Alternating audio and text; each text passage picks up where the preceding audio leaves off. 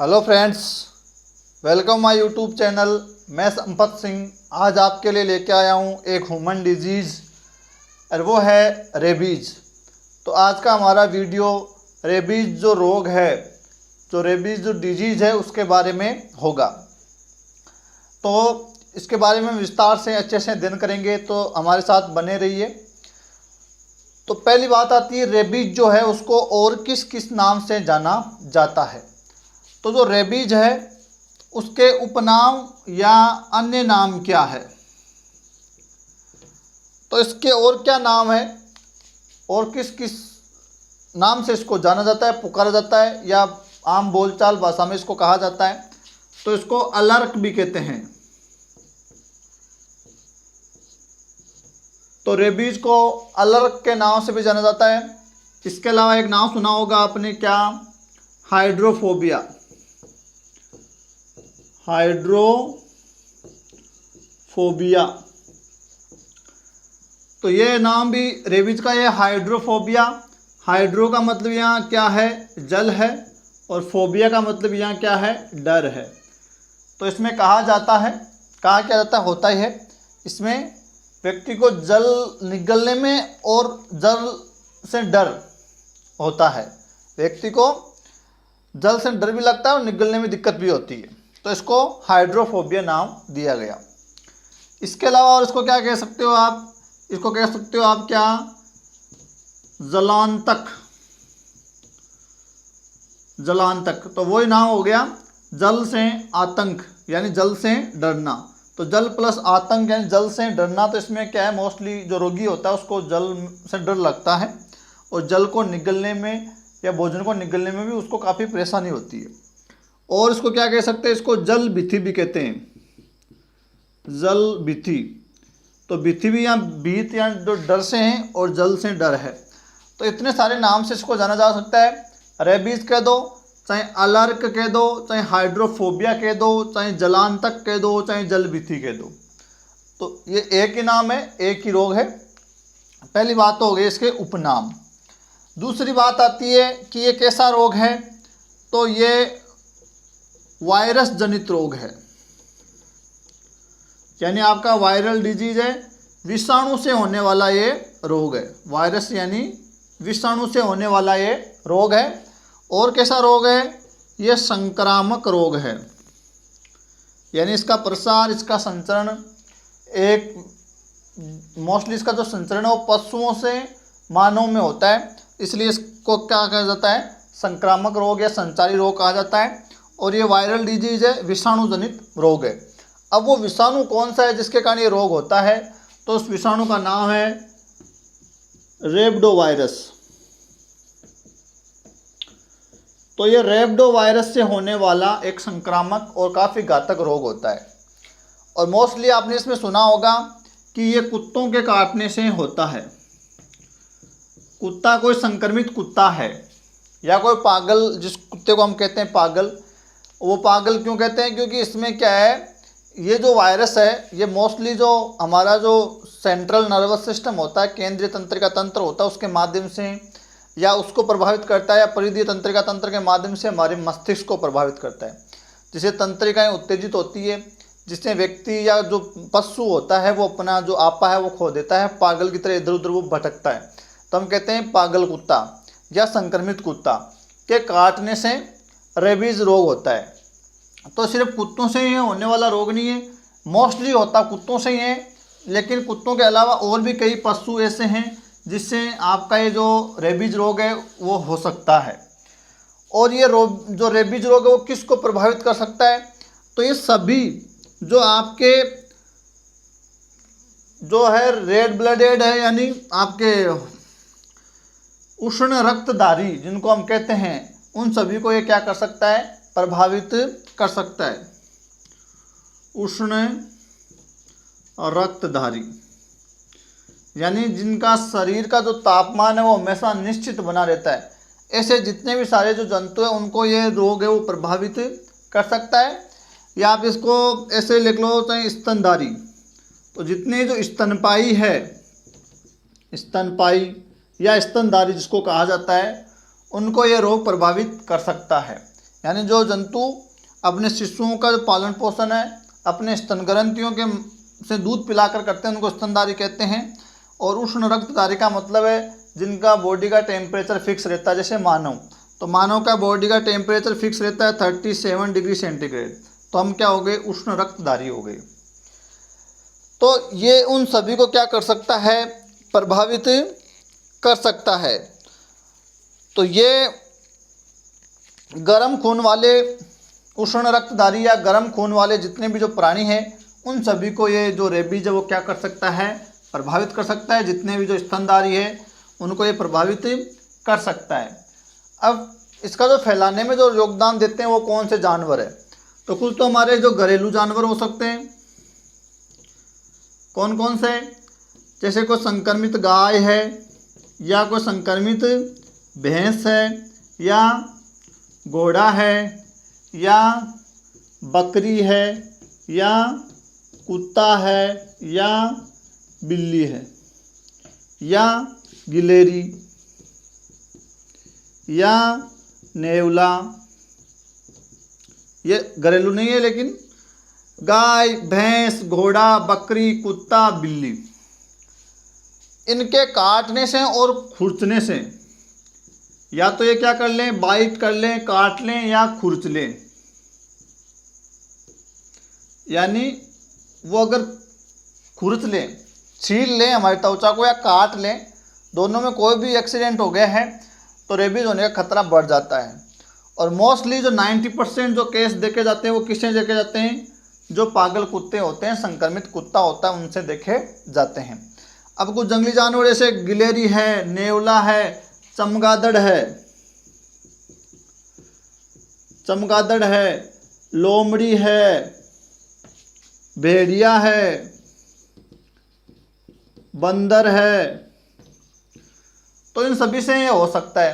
तो अभी हमने बात की थी जो गर्म रक्तधारी, उष्ण रक्तधारी जो जंतु होते हैं या जितने भी स्तनधारी होते हैं उनको ये प्रभावित कर सकता है, जैसे गाय, भैंस, बकरी, मनुष्य सब। और फैलता किनके माध्यम से है, तो ये गाय, भैंस, घोड़ा, बकरी, कुत्ता, बिल्ली, लोमड़ी, चमगादड़, बंदर, भेड़िया, गिलेरी, नेवला, इनके काटने से और खुरचने से इस रोग का मोस्टली संचार होता है या प्रसार होता है।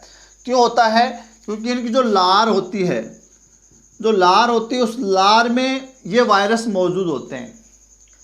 और कम बहुत माइनर केस में, जैसे कोई घाव है, जो ओपन हमारा घाव है उसको कोई बिल्ली या कुत्ता चाट ले, कोई गाय चाट ले, संक्रमित भैंस है, बकरी है, कुत्ता है, बिल्ली, वो चाट ले घाव को, तो भी क्योंकि चाटेंगे तो उसकी लार में वो वायरस होंगे और वो हमारे शरीर में इंजेक्ट हो जाएंगे।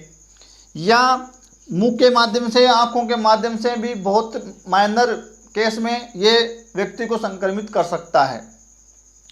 तो मोस्टली जो प्रभाव वो देखा जाता है इन पागल या ये संक्रमित जो जंतु उनके काटने से या खुरचने से।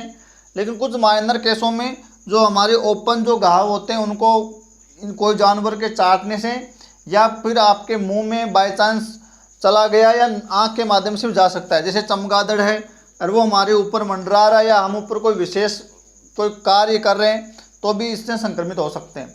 मोस्टली जो लोग हैं वो ज़्यादा कौन प्रभावित होते हैं, जैसे चमगादड़ों पर कोई मतलब शोध कर रहे हैं, कार्य कर रहे हैं, या इसकी वैक्सीन बनाने के जो डॉक्टर होते हैं या जो वैज्ञानिक होते हैं इन पर जो रिसर्च करते हैं, या जहाँ जो गुफाएं होती हैं वहाँ चमगादड़ वगैरह ज़्यादा होती है, लोग वहाँ कुछ सर्वे करने के लिए जाते हैं, कुछ सर्च करने के लिए जाते हैं, या जंगली जानवरों के ज़्यादा संपर्क में रहते हैं, बंदर वगैरह या कोई बिल्ली वगैरह, पालतू कुत्ता है हमारा जो बाहर घूमने गया कहीं से संक्रमित होकर आ गया, तो इस प्रकार इस रोग का प्रसार ज़्यादा देखा जाता है। हमारे यहाँ देश में ज़्यादा कुत्तों से ये रेबीज़ फैलता है और अमेरिका में ये ज़्यादा चमगादड़ के काटने से फैलता है, और अफ्रीका जो है वो इससे ज़्यादा प्रभावित है। और भारत में भी इसके काफ़ी केस देखे जाते हैं।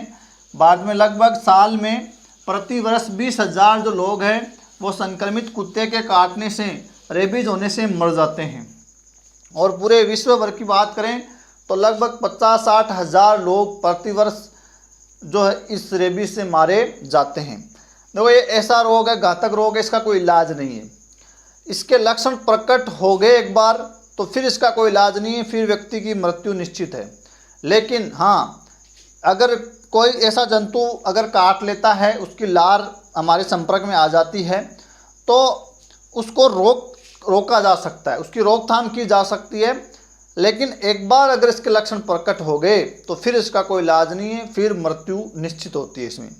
तो इसको रोका जा सकता है, बचा जा सकता है, लेकिन अगर इसके लक्षण प्रकट हो गए तो फिर इससे बचना नामुमकिन सा होता है, मुश्किल होता है।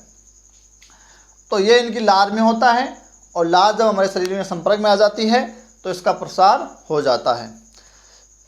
अब देखें इसके क्या लक्षण। इसके जो लक्षण है वो आपके 1 से लेकर 3 महीने में प्रकट हो सकते हैं, या कुछ दिनों में भी हो सकते हैं, सप्ताह भर में भी हो सकते हैं, या 3 महीने भी लग सकते हैं, या साल भर भी लग सकता है। यह निर्भर करता है कि कितने वायरस हमारे शरीर में इंजेक्ट किए हैं, और उन जो वायरस जो हमारे शरीर में इंजेक्ट करे उनका हमारे मस्तिष्क से कितनी दूरी पर वो इंजेक्ट हुए हैं।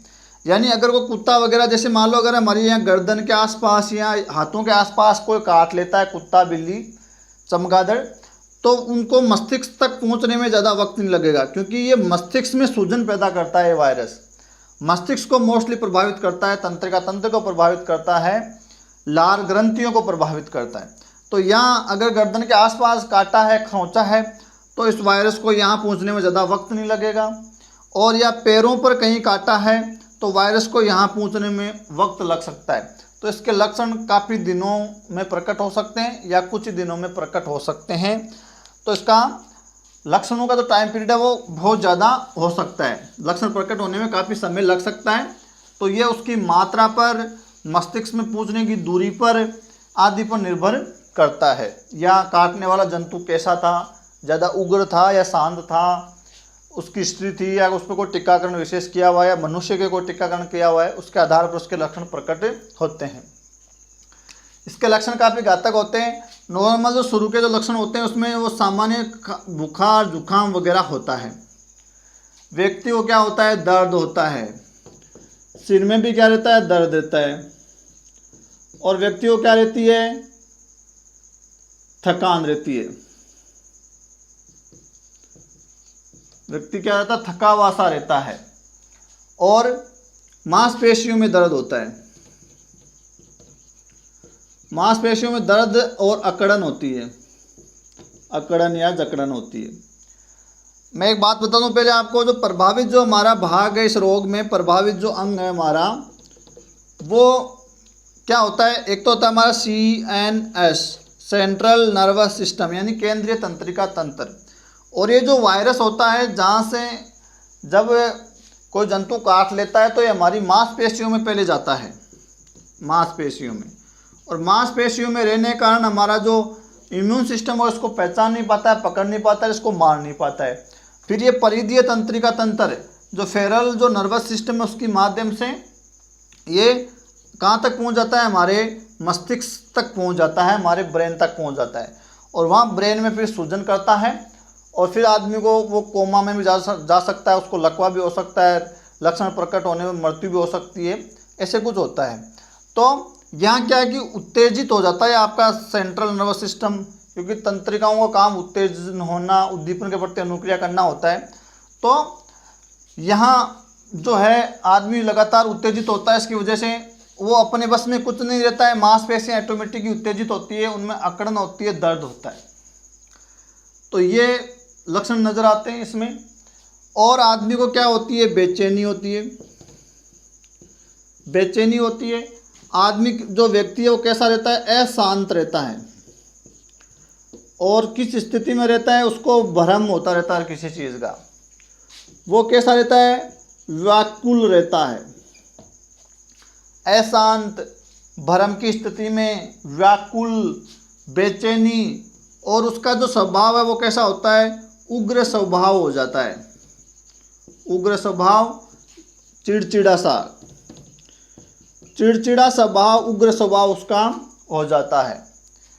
और उसमें क्या होती है, अनियंत्रित उत्तेजना होती है, उत्तेजना, या वो उत्तेजित होता रहता है, क्योंकि यहाँ तंत्रिकाएं प्रभावित हो रही है, मस्तिष्क सही से ढंग से कार्य नहीं कर रहा है, तो वो लगातार अचानक क्या हो जाता है, उत्तेजित हो जाता है। उत्तेजना उसमें ज़्यादा रहती है, क्योंकि अपने बस में कुछ नहीं रहता, तंत्रिकाएं अपने हिसाब से काम करती है, वायरस के वजह से वो ज़्यादा उत्तेजित रहती है, तो अनियंत्रित इसमें उत्तेजना होती है, यानी एक तरह के दौरे से पड़ते हैं इसके अंदर और व्यक्ति को दर्द होता है। जहाँ जिस जंतु ने, संक्रमित जंतु ने काटा है, तो काटे गए जो स्थान है वहाँ एक तरह की झुनझुनी रहती है, झुनझुनी यानी एक सनसनाहट, एक झुंझुनाहट, एक झुनझुनी काटे गए स्थान पर रहती है लगातार, और वह हल्की हल्की खुजली भी होती है। तो काटा गया जो स्थान है, जहाँ जो दांत गड़ाए गए हैं, वहाँ एक तरह की झुनझुनी, खुजली और एक झंझनाहट, सनसनाहट सी बनी रहती है, और दर्द भी होता है, खुजली भी रहती है। तो काटे गए स्थान पर अगर ऐसा हो रहा है तो वो इसके लक्षण हो सकते हैं। तो लक्षण होने के बाद तो इसका इलाज पॉसिबल है ही नहीं, पहले से इसको रोका जा सकता है। और इसमें क्या है, व्यक्ति अजीबोगरीब बातें करता है या विचार करता है, अजीबोगरीबो विचार, और वो अपना जो होश है वो खो देता है। अभी हम बात कर रहे थे उत्तेजना होती है, मस्तिष्क काम नहीं करता है, तो वो एक तरह पागल सा हो जाता है, अपना होश खो देता है, बेहोश हो सकता है वो, उसको लगातार आलस्य बना रहता है, और बिना मतलब इधर उधर ज़्यादा उसका फिरना हो जाता है, तो घूमना फिरना उसका क्या हो जाता है, ज़्यादा हो जाता है। अब ये जो लक्षण है, चाहे वो मनुष्य में हो चाहे और जंतुओं में जो प्रभावित हो गए उनमें देखे जा सकते हैं। अभी पशुओं की बात कर रहा हूँ, उनमें क्या विशेष लक्षण प्रकट आएंगे, ये मनुष्य की बात कर रहा हूँ मैं। और ये पशुओं में आप देख सकते हो वो ज़्यादा घूमता फिरता है, मनुष्य भी ज़्यादा घूमता फिरता है, आलस्य रहता है, अनिंद्रा की स्थिति रहती है, नींद नहीं आती है, आलस्य, थकान, अनिंद्रा, ज़्यादा घूमना फिरना, बेहोशी, होश खोना, पागल सा हो जाना, अजीबोगरीब विचार करना, और अचानक ही मतलब दौरे पड़ना, काटे हुए भाग में झुनझुनी होना, सनसनाहट होना, अनियंत्रित उत्तेजना होना, व्यक्ति लगातार उत्तेजित ही रहता है, स्वभाव उसका उग्र हो जाता है, चिड़चिड़ा हो जाता है, बेचैनी रहती है, अशांत, भ्रम, व्याकुल, उलझन, इन सब में वो मतलब एक चक्रियों सा उनके बन जाता है। मांसपेशियों में अकड़न, दर्द, सर में दर्द, थकान, बुखार, ये सब लक्षण है वो प्रकट हो जाते हैं। इसके अलावा और भी कई सारे लक्षण हैं वो देखे जा सकते हैं इसमें, और वो क्या है, अभी हम बात कर रहे थे हाइड्रोफोबिया, यानी जल से क्या लगता है, डर। तो व्यक्ति को अपने मुंह की मांसपेशियों को घुमाने में दिक्कत होती है, अपने शरीर के अंगों को कोई कार्य कराने में भी दिक्कत होती है, साथ में खाने में निगलने में भी दिक्कत होती है, और साथ में जल से क्या लगता है, डर लगता है। हाइड्रोफोबिया, जल भीति, जलांतक, इसको इसीलिए कहते हैं। तो जल निगलने में, पीने में भी दिक्कत होता है, और उससे डर भी लगता है। साथ में जल से डर नहीं लगता, इसमें तेज जब हवा चलती है तो भी डर लगता है। तीव्र जो प्रकाश होता है या प्रकाश जो होता है, लाइट होता है, उससे भी उसको डर लगता है। या अचानक कोई ध्वनि या कोई साउंड पैदा होती है, उससे भी डर लगता है। या जब उस रोगी को स्पर्श किया जाता है तो उसमें से दौरे से पड़ने लग जाते हैं, बेचैनी सी होती है उसको, तो स्पर्श करने में दौरे पड़ते हैं, बेचैनी होती है।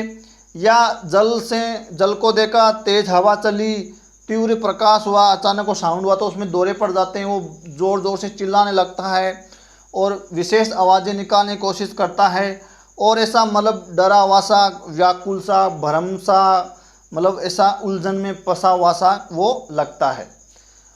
तो इन सब से भी उनको क्या लगता है, डर लगता है। तो ऐसे लक्षण किसके हो सकते हैं, रेबीज के हो सकते हैं।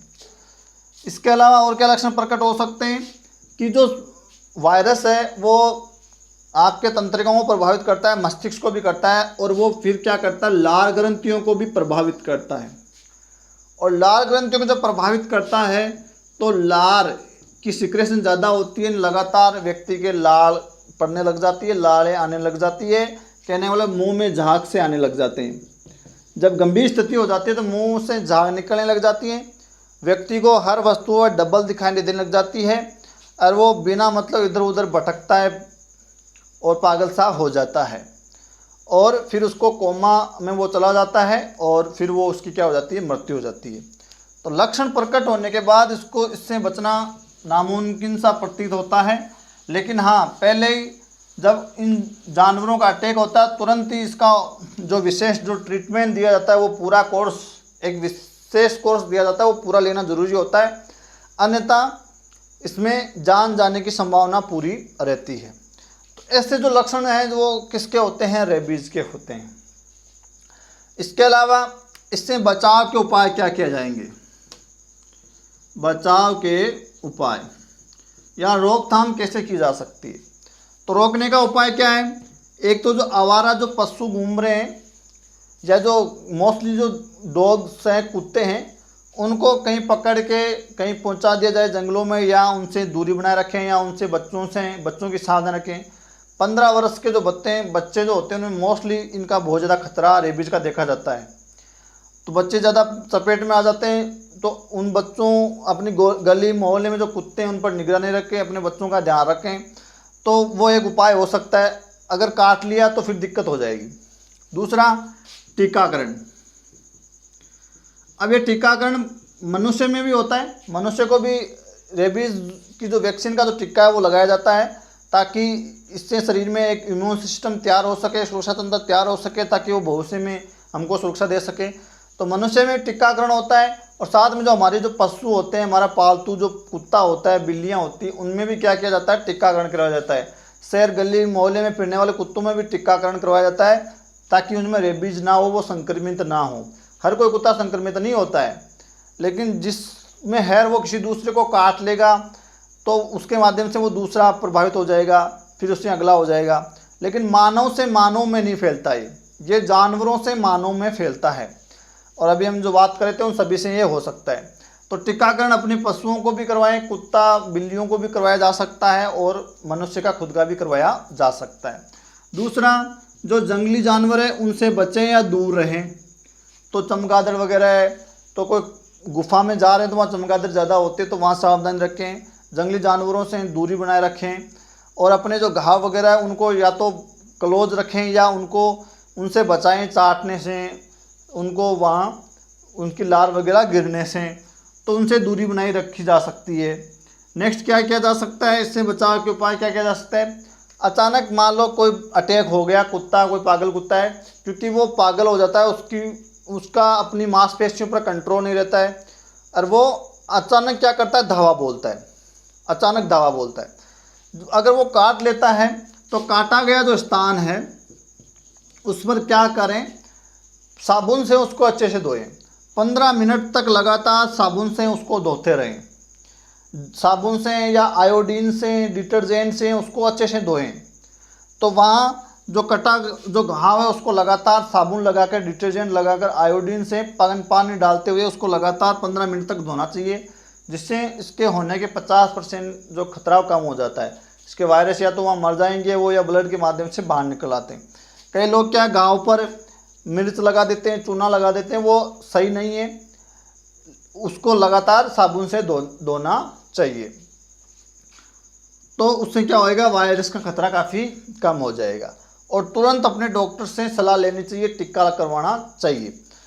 अब अगर आपको पहले से इसका टीकाकरण करवाया है, इसकी वैक्सीन आप ले रखी है पहले से ही, तो इसमें क्या है, 2 खुराक दी जाती है काटने के बाद। एक तो तुरंत काटने के बाद दी जाती है, और एक 3 दिन के बाद एक खुराक दी जाती है। तो पहले से टीकाकरण करवाया हुआ मनुष्य को काट लिया कुत्ते ने, तो एक तो तुरंत खुराक दी जाएगी और एक 3 दिन के अंतराल में दी जाएगी। अगर आपने पहले से टीकाकरण नहीं करवाया, रेबीज का टीका नहीं लगवाया है, तो उसमें कोर्स चलता है, एक विशेष टीका एक निश्चित अवधि में दिया जाता है। 0 जैसे 1 डे हो गया, फिर 3, फिर 7, फिर 14, फिर 28, इन दिनों उनको दिया जाता है कि पहला दिन लग गया टीका, फिर 3 दिन बाद लग गया, फिर 7वें दिन, फिर 14वें दिन, फिर 28वें दिन। एक निश्चित ट्रीटमेंट होता है, वो पूरा ट्रीटमेंट लेना होता है, ताकि उसको रोका जा सके, उस वायरस को पहले ही मारा जा सके। अगर लक्षण प्रकट हो गया फिर इसका कोई इलाज नहीं है, तो वो पूरा टीकाकरण करवाया जाता है। और इसकी कई सारी दवाइयाँ उपलब्ध होती है, जिससे इसको रोका जा सकता है। लेकिन अगर लक्षण प्रकट हो गया तो फिर इसका कोई इलाज नहीं रह जाता है, फिर आदमी की मृत्यु की संभावना ज़्यादा हो जाती है। नेक्स्ट बात करें बचाव के, तो इसमें टीकाकरण करवाएं, जंतुओं से दूर रहें और अपने पशुओं को भी टीकाकरण करवाएं। अपने जो पालतू कुत्ता उनको बाहर गली में घूमने न छोड़ें, अन्यथा वो कहीं से संक्रमित होकर हमारे घर में आ सकता है। और पशुओं में भी टीकाकरण करवा लेना चाहिए, अन्यथा कोई घोड़ा, गाय, बकरी वो कोई किसी को चाट लेगी या वो काट लेगी, खुले हुए घावों को चाट लेगी या खरोंच लेगी, तो भी इसका संक्रमण होने का खतरा रहता है। अब आप पहचानोगे कैसे कि पागल ये जो कुत्ता या बिल्ली या जो जानवर पागल है कि नहीं है? इसमें क्या होता है, जो भी जानवर होता है वो लगातार अपना मुंह ओपन रखता है, उसको ऐसा लगता है कि उसके गले में कुछ फंसा हुआ है, कुछ फंस गया है, तो मुंह को अपने लगातार ओपन रखता है और उससे लगातार झाग और जो लार है वो आती रहती है, क्योंकि इसमें लार ग्रंथियाँ प्रभावित होती है। तो हमारी जो गाय, भैंस, बकरी या कुत्ता है वो लगातार उसका मुंह ओपन रहता है और लगातार उससे लार का सिक्रेशन होता रहता है। साथ में वो पागल सा होता है, इधर उधर भटकता रहता है, इधर उधर टकराता रहता है और अपने जो कान वगैरह उनको बहुत ज़्यादा वो फटफड़ाता है, हिलाता है, कंपन उसमें करता रहता है और बेचैन सा, अस्वस्थ सा लगता है हमारा जानवर।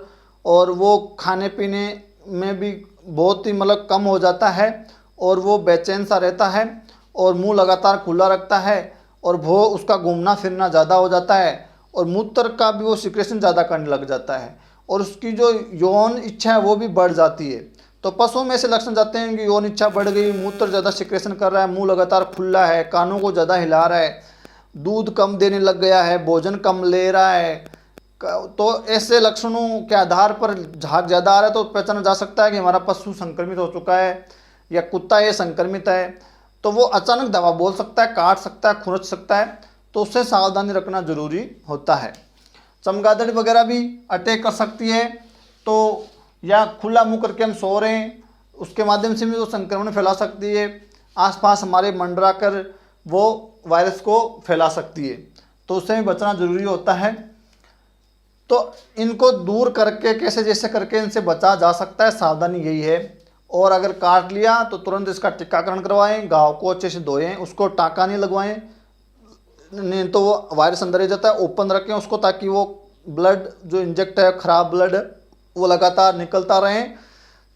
पहले जो इसका जो वैक्सीन था वो बकरे के मस्तिष्क में तैयार किया जाता था और बकरे के मस्तिष्क में उसकी वैक्सीन तैयार करके पेट में उसके इंजेक्शन लगते थे नाभि के अंदर, और वो बहुत ज़्यादा होते थे, 13-14 इंजेक्शन लगते थे, जो काफ़ी कष्टदायक भी होते थे और ज़्यादा कारगर भी नहीं होते थे। लेकिन आजकल वर्तमान में इसके जो वैक्सीन आई है वो बकरे के मस्तिष्क से तैयार नहीं की जाती है, वो टिश्यू कल्चर वैक्सीन है जो काफ़ी महंगी तो आती है लेकिन वो ज़्यादा कारगर और मतलब बेहतरीन साबित होती है, ज़्यादा कष्टदायक नहीं होती है। तो वो कारगर भी है, अच्छी भी है और विश्वसनीय भी है, लेकिन थोड़ी महंगी आती है। तो इस प्रकार इसका टीकाकरण करके इससे बचा जा सकता है। अभी वर्तमान में जो मांसपेशियाँ उनमें टिक्का लगता है, पेट में टिक्का नहीं लगता है।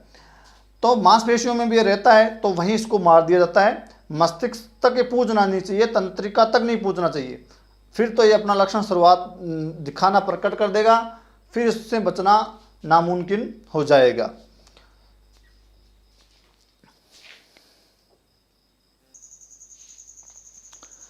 इसके अलावा इसके 2 प्रकार भी पाए जाते हैं। रेबीज के 2 प्रकार होते हैं, एक तो होता है उग्र रेबीज। उग्र रेबीज जो होता है उसमें व्याकुलता ज़्यादा होती है, व्याकुल होता है व्यक्ति, और उसमें सक्रियता ज़्यादा पाती है, अति सक्रिय, यानी उत्तेजित, अनियंत्रित उत्तेजित।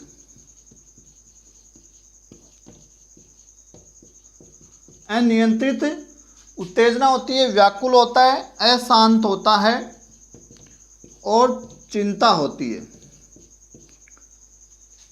तो अति सक्रियता अगर देखी जा रही है, उत्साहित उसको देखा जाता है, उसमें व्यक्ति बहुत ही ज़्यादा उत्साहित नज़र आता है, क्योंकि तंत्रिकाओं ज़्यादा नियंत्रण खो चुके हैं, वो अपने हिसाब से काम करिए। तो व्याकुल अति सक्रिय हो जाता है, इधर उधर घूमता फिरता है, धावा बोलता है, अचानक अटैक करता है। अनियंत्रित उत्तेजना होती है, अशांत होता है, चिंता होता है, उत्साहित नजर आता है। तो तो ये उग्र जो रेबीज होते हैं उसके लक्षण होते हैं, जिसमें व्यक्ति जो है वो अति सक्रिय, उत्साहित, अनियंत्रित व्यवहार प्रदर्शित करता है और अनिद्रा, चिंता, उलझन, भ्रम, व्याकुलता, अशांति आदि लक्षण प्रकट होते हैं।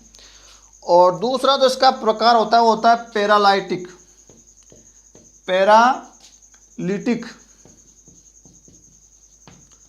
पैरालिटिक आपका रेबीज।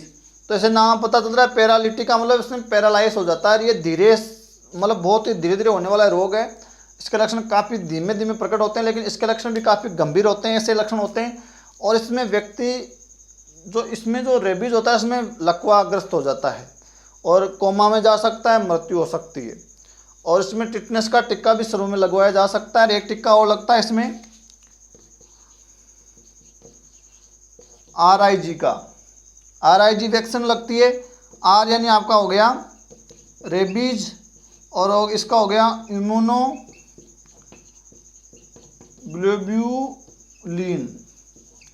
रेबीज इम्यूनोग्लोब्यूलिन यानी RIG का टिक्का या वैक्सीनेशन भी लगती है इसमें पहले शुरू में टिटनेस का टिक्का भी लगवाया जा सकता है और फिर इसकी जो एक निश्चित जो उपचार व्यवस्था होती है उसके आधार पर उसका उपचार करवाया जाता है। और इसके दो प्रकार होते हैं, उग्र जिसके लक्षण जल्दी प्रकट होते हैं, तो इनमें व्याकुलता, अति सक्रियता, अनियंत्रित उत्तेजना, उत्साहित, चिंता, अशांति ऐसे लक्षण देखे जाते हैं। और मुंह से झाग निकलना, लार का सिक्रेशन ज़्यादा होना, आंसुओं का सिक्रेशन ज़्यादा होना। और दूसरे में क्या है, पैरालाइटिक है, धीरे धीरे प्रकट होता है। इसमें पैरालाइज हो सकता है भाग और कोमा में जा सकता है, मृत्यु हो सकती है। तो यह था क्या, रेबीज। चैनल को सब्सक्राइब करें, वीडियो को लाइक करें। धन्यवाद।